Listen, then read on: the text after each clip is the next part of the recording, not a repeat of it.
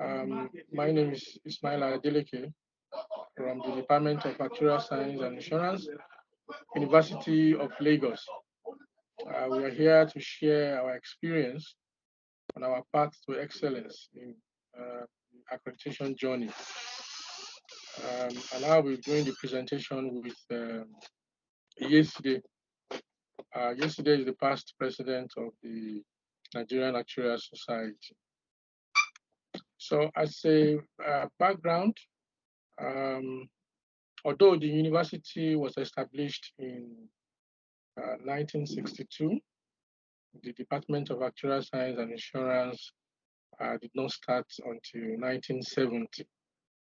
The department was created as a result of recommendation from UNDP after the Civil War. Currently, the department runs undergraduate and postgraduate degrees in actuarial science. The regulator for the program in the department is the National University Commission.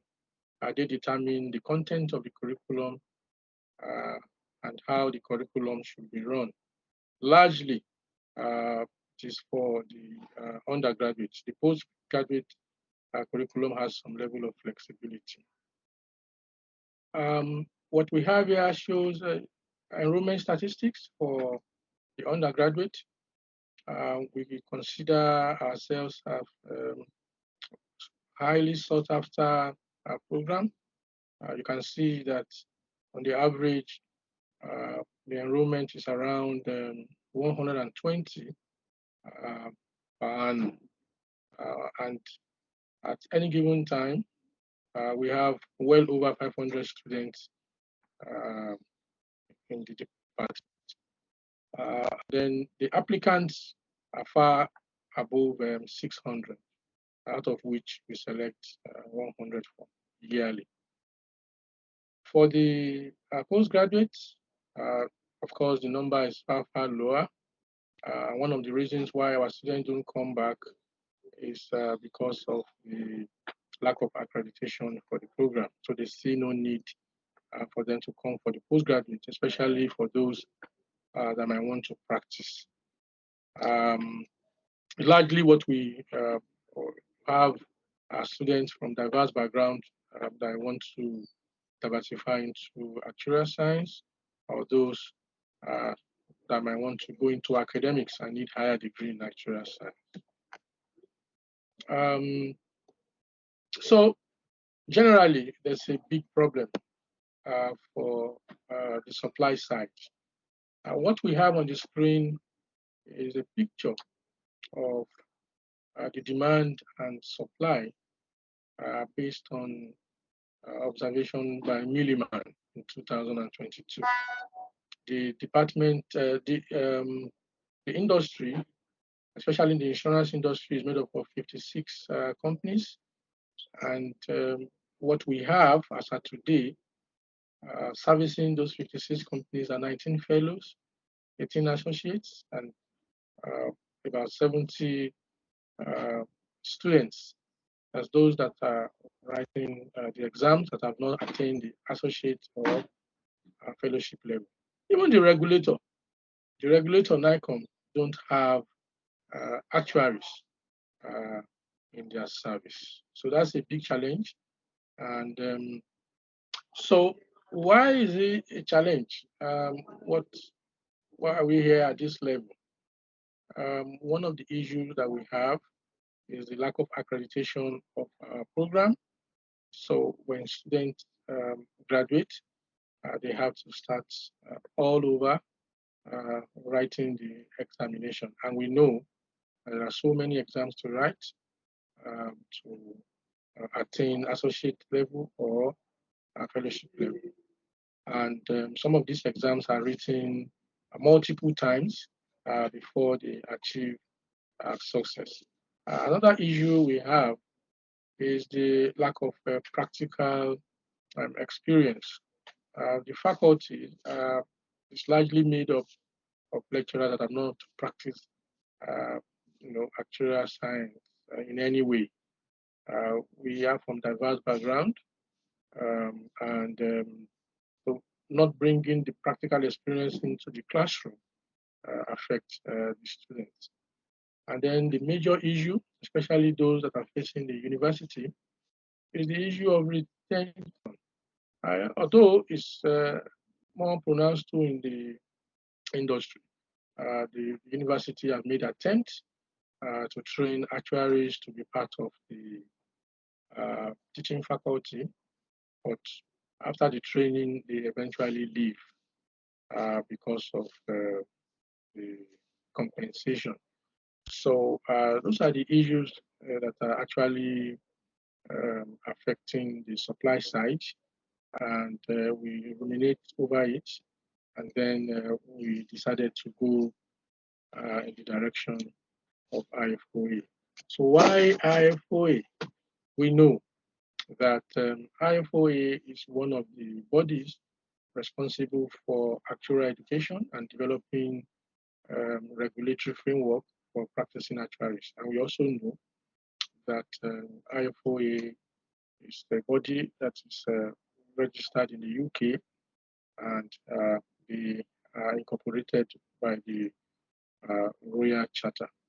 So, and then we have also seen that IFOA have good relationship with several universities, Cars Business School, University of Kent, University of Leicester, and so many other universities. So we decided to go that route in seeking IFOA accreditation.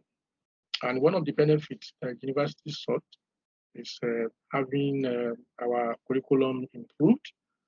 Of course, it will reinforce the university as a foremost institute for actuarial education. The skill sets of graduates from the University of Lagos will be improved, and our graduates will be in high demand. And again, which is more important, we will be able to add to the that is reduce the gap between the supply and the demand. So if we were able to produce graduates that are accredited and graduates that could quickly seek exemption and then complete their other exams and qualify, that would be good for us and good for the nation. So that's why we are partnering with IFOA in seeking accreditation. So so far, we have started with the postgraduate program. Remember at the beginning, I said the regulatory body is the National University Commission. They determine the content of the curriculum largely, especially for the undergraduates. And it is very, very difficult to have some of these curriculum changed. So we have some level of flexibility at the postgraduate level. That's why we have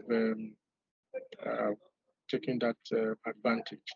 So we are starting with the postgraduate because we have high control over it. We have flexibility in the admission, and some of the students that are on the program actually wanted to be actuaries. So there's that determination in them, to excel. So what has been our experience? What has been the journey so far? Actually, we started in 2017. That's where the department started ruminating on how best to bridge the supply gap. And we identified that working with IFOA would be the best option. So in 2020, the university formally contacted IFOA and they sought for the requirements for getting accreditation. So IFOA responded swiftly, but unfortunately, we couldn't move as fast as we can because of the COVID. So in 2021, we got the curriculum finalized with the IFOA team. The curriculum was improved and the curriculum was pushed forward to the University Senate for approval. And then we had a big challenge. Then we were working, by ourselves. We had the challenge of setting questions that meet the IFOA standard, especially with regards to content that has some practical implications. So, and that's where the Nigerian Actuarial Society comes in. Of course, we know that all of them, let me say, virtually all of them finished from this department, and naturally they would want to give us the support.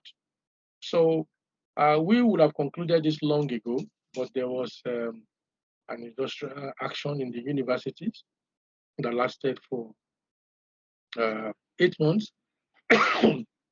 And then, so that slows things down a little bit until 2023, when we concluded the question setting and computer-based issues.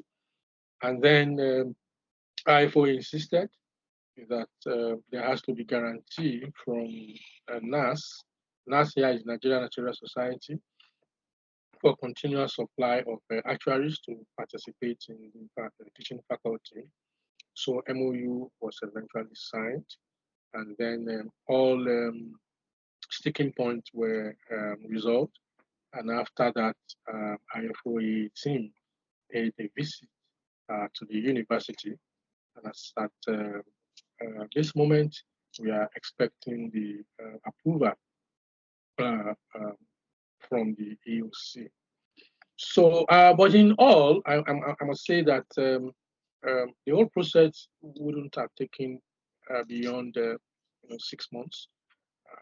From what we have experienced, it shouldn't be up to 6 months, if not for the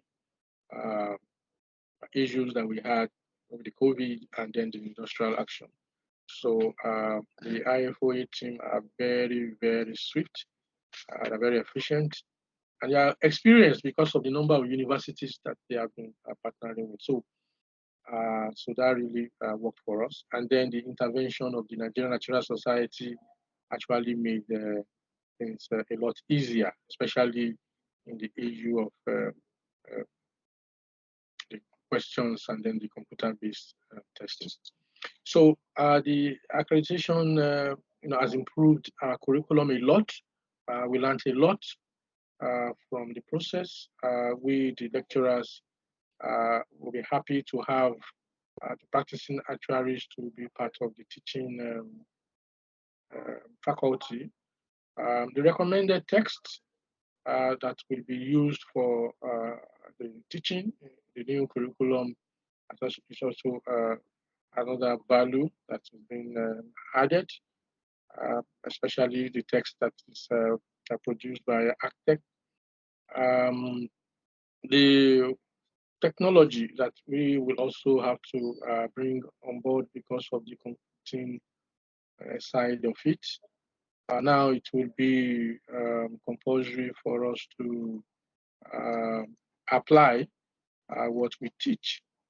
So that is very, very appreciative, and the university is happy for it. The MOU that is signed between NAS and the university is also a plus for us. That means we'll have those guys around, and even we, the lecturers, will have our capacity being improved. So we have our next plan. from the statistics shown earlier, you can see that the undergraduate program is where the population is. The students are very, very smart. We know that they can pass the exam in record time. So this is why we actually going to apply for the accreditation for the undergraduates as soon as we are over with the postgraduate. But I mentioned earlier that the NUC, Nigerian National University Commission, are very, very rigid in their curriculum. But luckily, they have started the process of changing the curriculum. So they gave the opportunity of 30% inclusion from the department. So we used the opportunity to engage the stakeholders. NAS played a major role. In fact, we contacted IFOA when we were developing the curriculum so that by the time we apply formally, it will be easy for us to align the curriculum and then link it to the necessary module that we are seeking accreditation for or exemption for. So this is our next phase. We are happy that IFOA have been partner to the department. So the new curriculum is called the Core Curriculum Minimum Academic Standards, the CCMAS. So the NUC is providing 70%, and we have the opportunity of developing 30%. So this 30% have already been developed. We are starting the new curriculum by October, and that's next week, and then we will apply or initiate the process of application as soon as we start. So that has been our experience, but we will encourage, universities in Africa to go for it. We'll also encourage them to collaborate with their local Actuarial Society. This is very, very necessary. Partnering with the practicing actuaries will improve the learnings of the students, and it also improve the teaching of the faculty. So, final remark. Before the final remark, this is the IFOA team. We have Irene, that's the third from the left, and then the third from the right is Toby. Between Irene and the lady in black is Yeside, the past president of NAS, and then the DVC is the one in the black dress. I'm to the left, the first from the left at the front. Okay, so we will say that the journey to getting accreditation starts with a little step. So the journey of 1,000 miles begins with just one step. So we encourage other universities to please initiate the process and sure they will get it done. Thank you, and then we are ready to take your questions. What role did NAS play in this process? And what would you advise actuarial universities to do to hasten this process in regards to their local actuarial professional bodies? So I think for us at NAS, I think to be honest, the university, I will give credit where credit is due. The university drove most of the process, and I think that was very important. NAS came in to sort of act like a bridge. So if you think about it, when we're talking about the people who are teaching, the people who are in industry, and the accrediting body. NAS came in to help. Sometimes there were things that were being asked multiple times that it was clear we weren't getting the right sort of cohesion. So NAS came in to help with that bridge. I think we also helped in making sure that, like you said, the curriculum, we reviewed it from our point of view, because some people had been qualified. We made sure we went through that. We knew what we had studied. We were able to do that. We were able to provide lecturers. I think that was super important in giving them the confidence, and also being able to say, this is the things we are learning in tutorials. This is the things we want you to help with. It has been very collaborative, and I think the university has been very accepting of us being part of that, because it's not just us imposing ourselves on the university. The university has wanted us to be part of it. And I think the fact that we share that common goal of increasing the number of actuaries in the market has been beneficial. Okay. For the postgraduate program, the universities have some level of control. Or what the universities just need to do is send a copy of any new or reviewed curriculum to the commission for them to have a look at, and then they easily approve. But for the undergraduate, it's very difficult because we have over 100 universities, and it wouldn't be easy for the commission to be monitoring changes in the university's curriculum. And that's why they are rigid at that level. So for the postgraduate, it was easy for us.